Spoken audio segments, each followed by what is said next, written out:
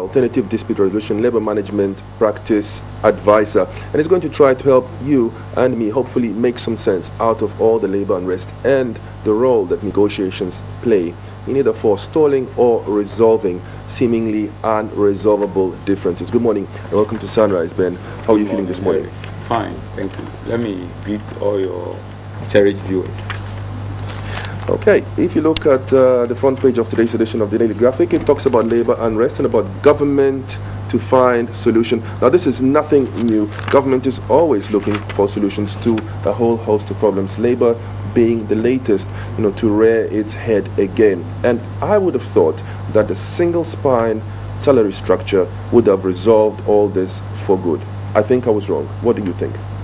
What I think exactly is that you are not exactly wrong. We have had expectations for the single salary policy implementation, and everybody was expecting that it will be able to harmonize all the disparities or the distortions in salaries in the public sector. So what went wrong? How come the single spine salary structure could not or has not resolved all the disparities? If you give me some time, I would like to explain in some detail. For example, we have a Labor Act that is very organic, flexible, and is for the future. We also have a mechanistic public service in this country. Trying to put an organic structure on a mechanic structure is very difficult to marry the two. I'm not sure if I understand this right. What is this organic and mechanic structure that you are referring to? I'm specifically referring to the fact that we have various channels of communication. For example, if you take labor, formerly we were expecting labor to have a direct communication with the employer. But now, under the current system, what we have, which is bringing the inequities and the discontent, is that labor at some point in time must negotiate to some extent with the original employer. Apart from that, they have to meet Fair Wages and Salaries Commission to do negotiations for their terms and conditions. They must also speak to Ministry of Finance.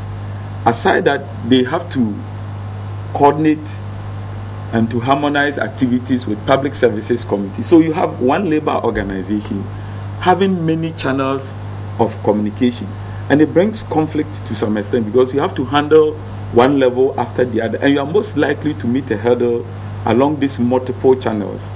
So what is very simple for all of us under this current regime is to make sure that we have a direct and one-stop shop for labor, where we have Fair Wages Commission instead of negotiating with labor, rather harmonizing and setting standards for public services and coordinating with Ministry of Finance and Ministry of Employment and Labor Relations, so that the labor organizations will see one employer. Any other person or entity or institution is to the aid of the employer. But currently, we seem to have a multiple channels of communication, and it is partly to be blamed for what we are experiencing. Another thing that we need to take cognizance of is the fact that, in my personal opinion, it looks as if labor or worker organizations and employers do not appreciate their interdependency. For example, I would want to ask, after labor and their employers, or workers and their employers have fought, they've taken a flight, or they have gotten frozen, after all this, where would they go again? They will still meet, negotiate, and make sure that business is going on. So what it means is that they are not two different entities we are talking about. They are only occupying different sides of the same coin. So without taking away the former competitiveness,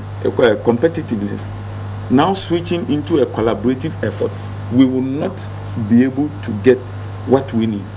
The single spine salary structure has some challenges, and I want to highlight on one of them under Act 737. Section 29 erases virtually what makes an employer an employer. And Explain that that is to me. when I say what makes an employer an employer. Yes, and how does it erase it? Is the ability to match remuneration to productivity, the ability to discipline and to regulate workers, the ability to negotiate terms and conditions of service. Now, if you take Ghana Medical Association, for example, this morning they were complaining that health service has virtually abandoned them, and that they have had to meet on several occasions, meeting several bodies. This is what confirms that we have multiple lines or channels of communication. So when you take away the power to negotiate for terms and conditions of service from an employer, you have only reduced the employer to a supervisor. That's virtually what is happening. So we need to look in the past. You know, everybody wants to move forward into the unknown, but we are comfortable carrying some past with us. And I dare say that if we are going to carry any past, it has to be the best from our past. So if you look at the Labor Act, for example, Act 651 of 2003, it talks about employer-employee relationship. Now, just take Ghana Medical Association, for example. They have met Ghana Health Service. They have had a collective agreement with them. They have to go and negotiate for their salaries and the rest with fair wages commission. Now, which one of these is the employer? Well, that should be a question that you'll be best placed to answer. Actually, a better question is, how would you approach this using ADR, Alternative Dispute Resolution? Because I think strikes are the extreme end of the spectrum when it comes to outcomes of negotiations. What do you think could be done differently or should be done differently to end and even prevent strikes? Thank you very much. Let me just take this opportunity and enumerate for us genuine concerns from workers' organizations and employers at a roundtable discussion. Okay, you think both sides have valid concerns? They do have to some extent. But let me enumerate some of the challenges. Then I'll be in a better position to give us some proposals. For example, at a roundtable discussion held at Coconut Grove by Joy FM, gives, and I've classified them, that the issues that are of great concern to workers are as follows. Permit me to read. Lack of clear guidelines on market premiums. Perceived lack of equity, transparency, and consistency in processes of job evaluation under the single spine salary structure. Okay, what is this in simple language, in language that patients can understand? I'm sure that labor experts and the medical personnel would really understand what you're talking about. But a patient such as myself, I want to just see it in simple terms. Is this fair? Is this not fair? Are people asking for special treatment, or are people, just not aware of what they should be doing? When you talk about fair treatment, to us as labor experts, what is fair is what is in Article 24 of our Constitution, that equal pay for equal worth of work. And when you come to the Labor Act, matching remuneration with productivity or performance, that is what is fair. That sounds fair to me. That is what is fair. So it becomes very difficult for anybody to say that if you are collecting 10,000, it's fair or it's not fair. And yet you said that the medical workers have a good case. No, to some extent. To what extent?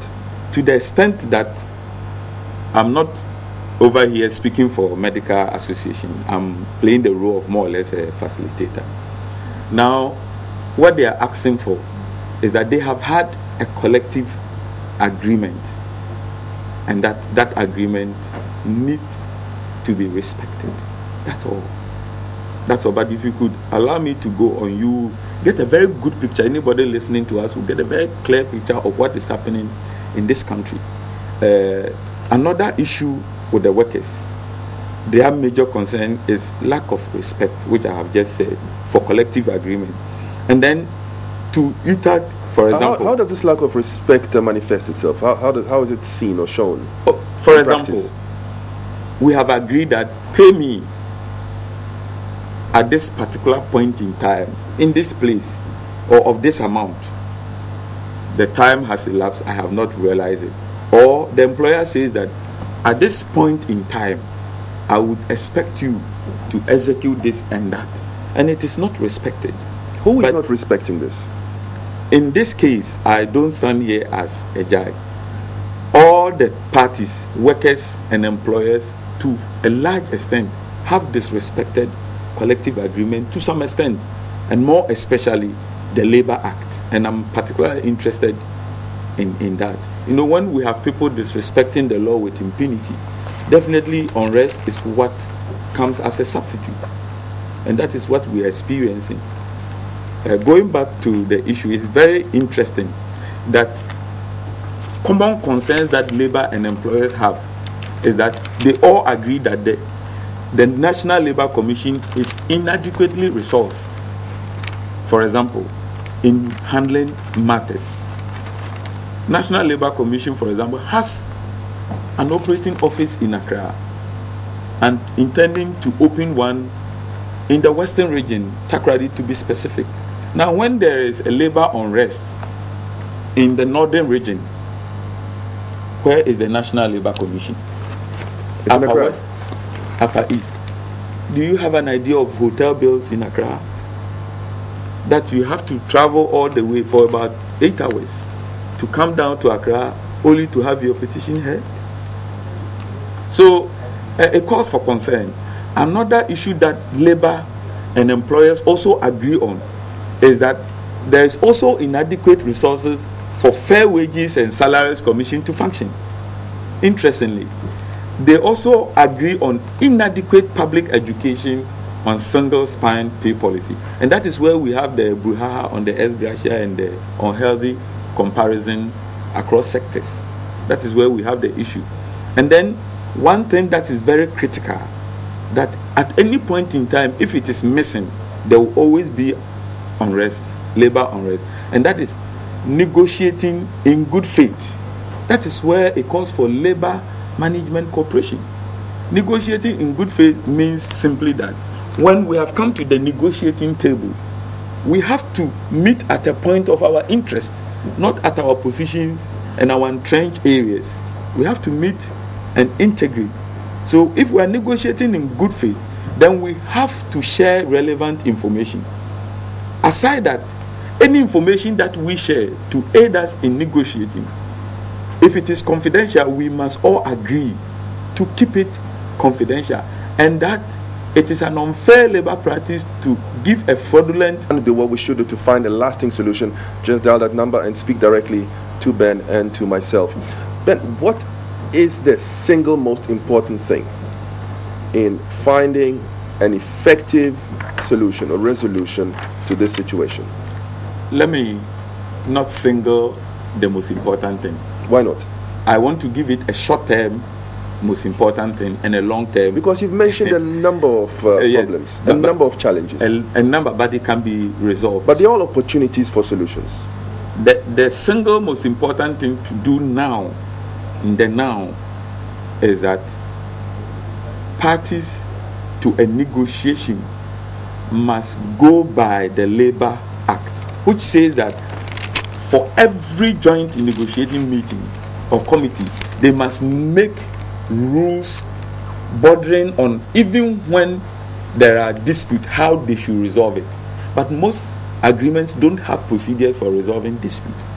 So we must make sure that the employment conditions of service must have in that collective agreement procedures, comprehensive procedures for, of ADR mechanisms in there, so that when implementation becomes a challenge, they themselves will be able to meet to do that.